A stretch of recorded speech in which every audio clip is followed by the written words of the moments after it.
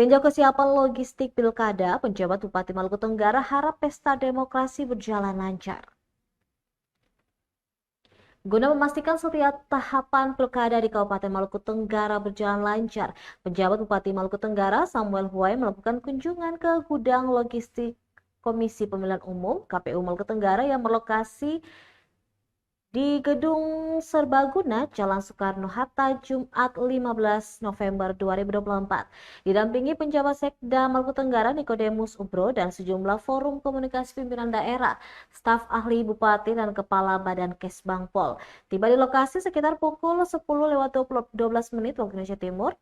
Kedatangan pihak Pemda tersebut disambut oleh Sekretaris KPU Joshua Putnarubun, beserta jajaran staf KPU dan Bawaslu yang terlibat dalam persiapan logistik Pilkada serentak 2024.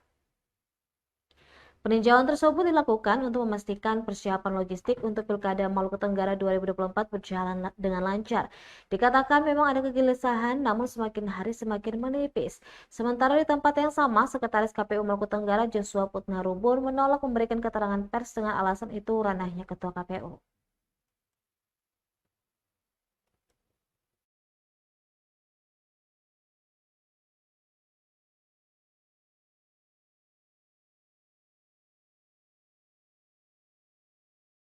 Download Tribun X sekarang, menghadirkan lokal menjadi Indonesia.